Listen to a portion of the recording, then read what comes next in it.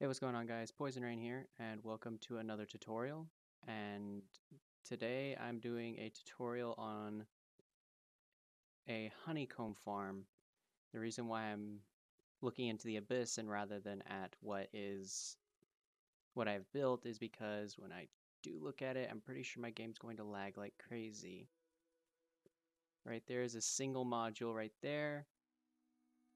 And if I turn more, yeah. And to top it all off, I got an autosave going on at the same time. Lovely.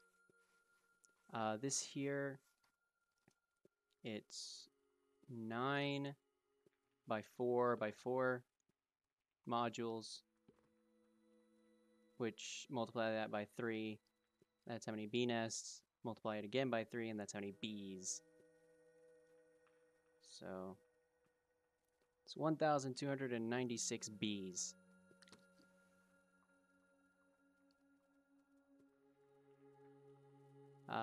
This is about the scale I'm going to want to build in my survival world. The main source of the lag, though, is not the bees.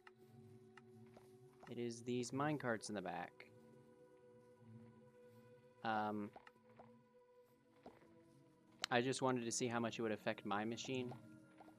Granted, it would most likely decimate low-end devices such as phones or consoles. So yeah. So this here is a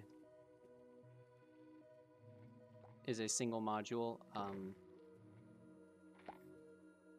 In this chest here, we have all the items needed for it. Not the amounts, but just in general what blocks are needed. It's either bee nests or beehives.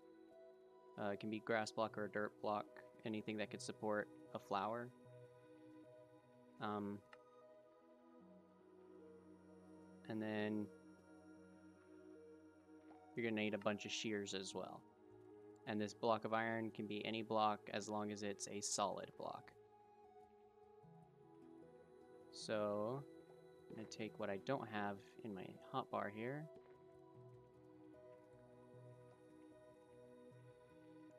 And is that it? I believe so. So first you're going to want to build your output, whatever it is, because once you build this farm, it will not stop. And then off of that, you're going to want to build a hopper pointing into whatever that storage is. And then 3 more hoppers out. Then a solid block. Build up 2 blocks there. Powered rails. And then just 4 rails. No, it is 5. Okay. Yeah, I don't really rehearse these things. If I do, I'll mess up lines and get mad at myself, so yeah. Then you'll want a power source, whether it's a redstone torch, a lever, or something, as long as it's not locking this hopper down here.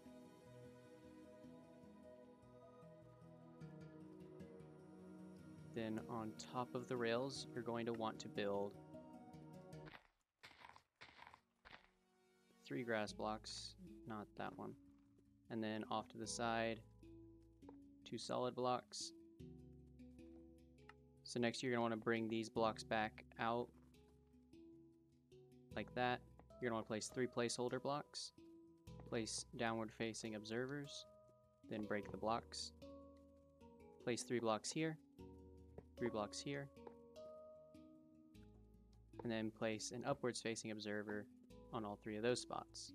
Then break those 3. Next, you're going to want your rails. Depending on what's more expensive for your world, you can use either powered rails or 2 powered rails and an activator rail, or 2 activator rails and a powered rail. I'm just going to use it like this. Then next you're going to want to draw this back one more block. And then place a dispenser here. Then you're going to want to place hoppers facing into those dispensers.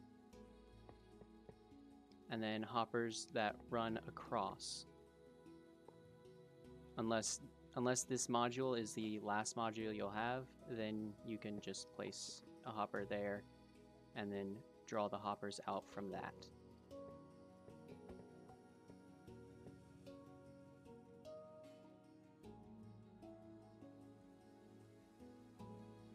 Next, you're going to want to encase everything by doing this.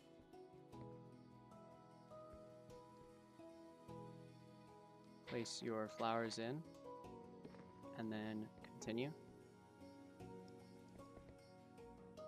And then you're going to want to do this. I'm just doing these last blocks those last 8 blocks were just to make it look nice, and then these 5 here are just to make it look nicer.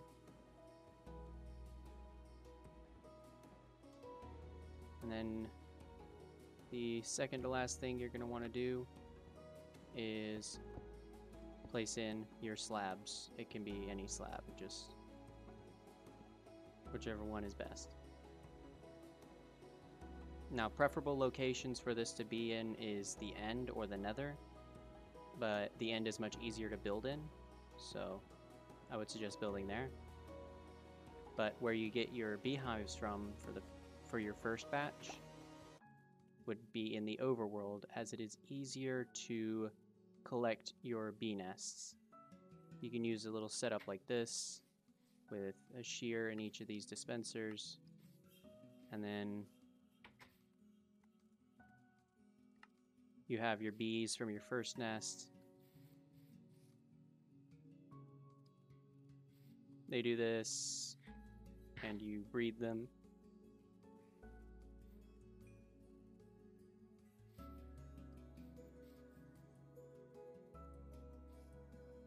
Though it would be preferable if you probably had more bee nests, like 2 or 3, which would mean that you had to have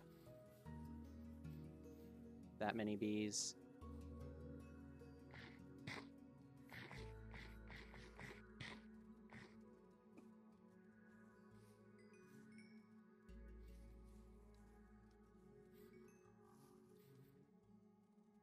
Grow up, baby bee.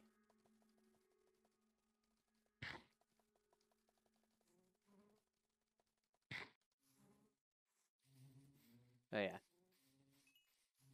Then you'll let them do their thing.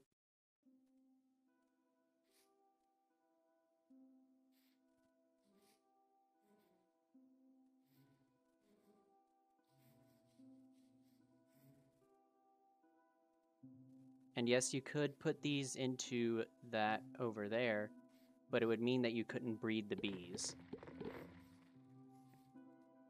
In this kind of setup, you can breed the bees. Then you just watch this and do it the manual way.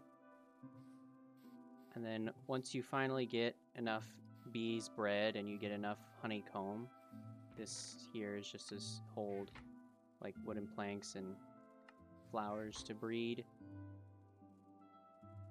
You'll want to craft yourself some bee nests or beehives. Then you'll place them down. And then we're just making sure that these are filled. You'll make sure, because you'll make sure you'll watch and you'll see if 3 bees fly into each one. I don't know when each one will be filled, but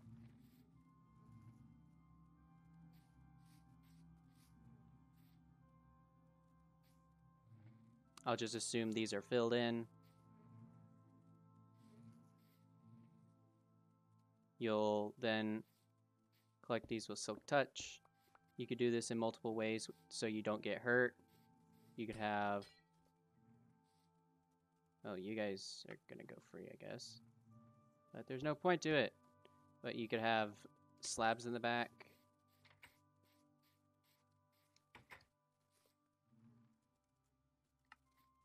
Can't have you roaming around my world. Sorry, bud.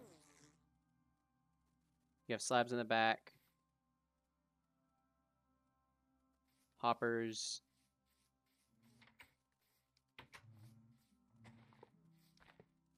Facing into chests.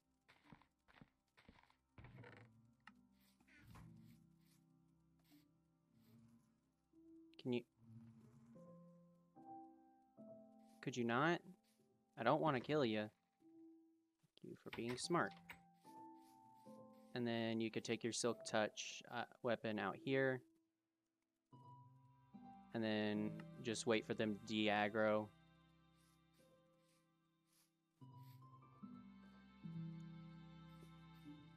And eventually your farm will get big enough to where you can no longer rely on the honeycomb here. And instead you'll use the honeycomb over here to make bee nests, and your limiting factor will change from the bee nests to the actual bees.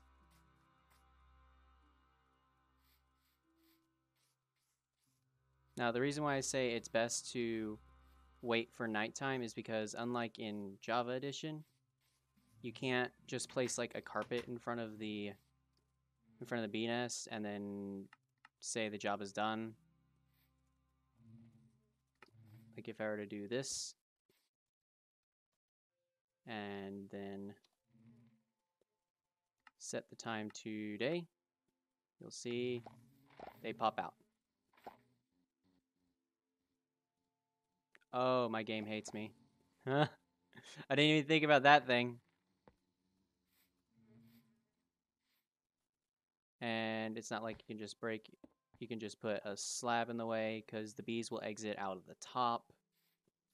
It has to be completely encased in order for the bees to not exit. So nighttime is your best bet to take them. Now once you've received your bees, you'll take them over here. And you'll place them. I don't think that's one of the beehives with bees in it, so let me fix that. Yep, there we go. And then once you're done with that, you'll wait for the bees to go back into their nests. And then once that happens, you can break the slabs and place full blocks in the way.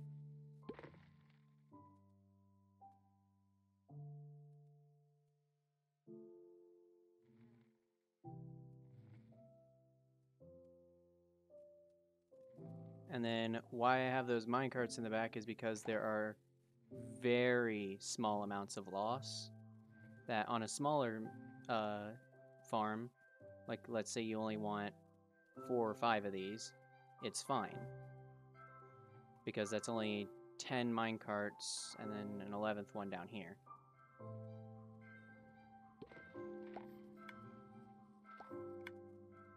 But on a scale this large, there's 18 times 4 times 4 plus 16.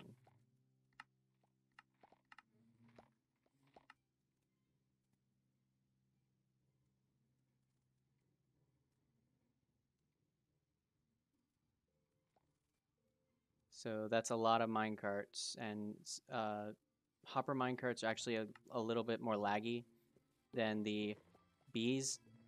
And let's see here. Oh, it finally drained out. Holy crap. Why is it backlogging?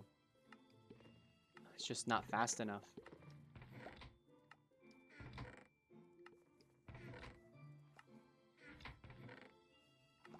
But yeah, this is the result of, I believe, 2 hours, and these are the results of like, I don't know, 30 minutes. And then these were what I got in the time that it took me to harvest all the stuff for this and then craft these into beehives, this is how much built up in the minecarts, which isn't that much considering how long it took me to harvest from the minecarts and then craft those beehives into nests. I got enough to make this many beehives. So in my opinion, they're not really worth it except for on a smaller machine. They're too cumbersome and too hard to clear out. I'm going to leave so the bees aren't deafening. So yeah, if you're building on a large scale like this, it's really not worth it. As you can see, double hopper speed is barely able to keep up. It had apparently gained a second stack of items before it was able to drain, which is incredibly fast.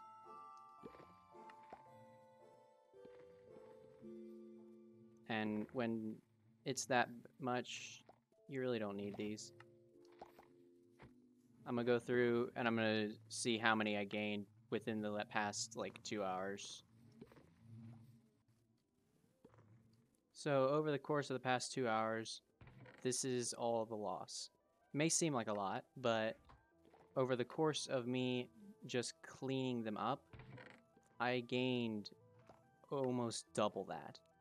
This is where it was about when I started cleaning them up, and it's at this now. And over here, it was like just the one stack. So, well, not double, but in the time it took me to collect all of it, I gained the same exact amount. And that was gained over the course of 2 hours. If you look across the back, it looks like there's a lot. In reality, that's probably like 7. Not even 3. And I gained 3 more because I was standing too close.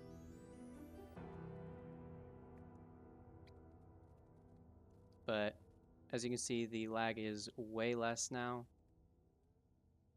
I think I'm running maybe 40.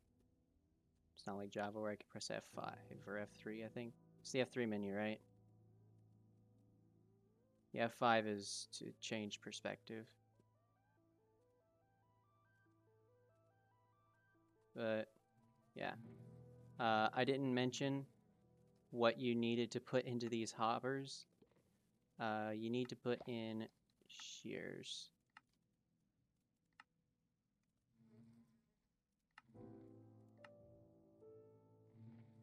So just load the hoppers with shears.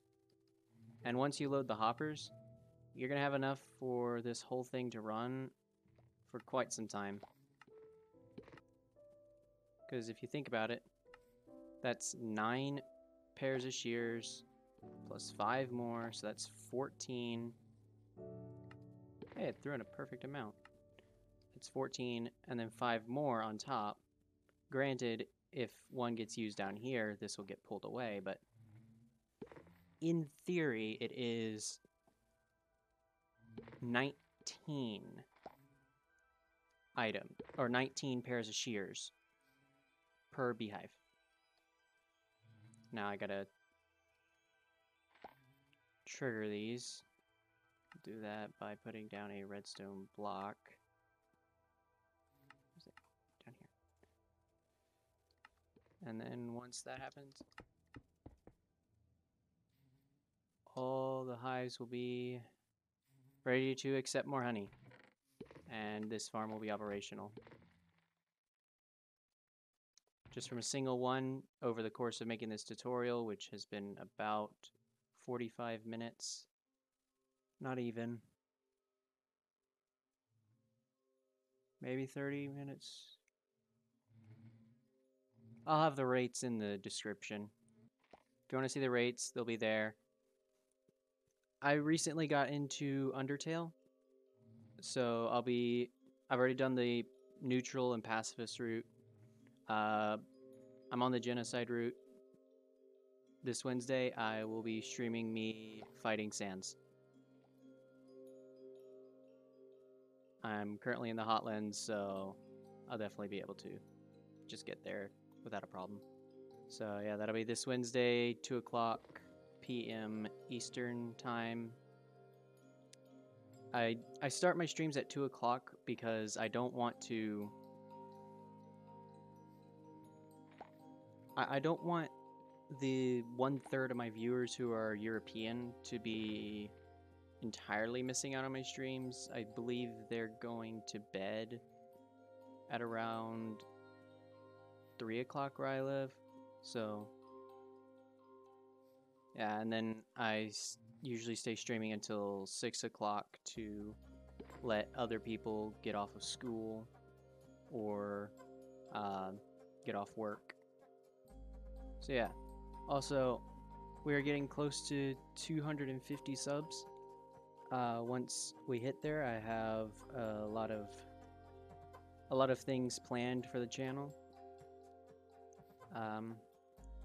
People have been asking me for a Discord. I've got one ready, but I'll share it once I get 250. And there's a few other things that I'll talk about when I actually reach 250 subs. But that is it for this video. Thank you guys so much for watching. If you liked it, hit the like button. Duh.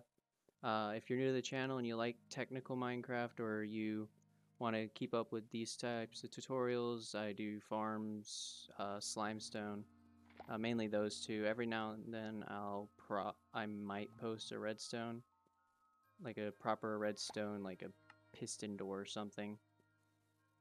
But yeah, I'll see you guys in the next video, and I hope you guys have a nice day.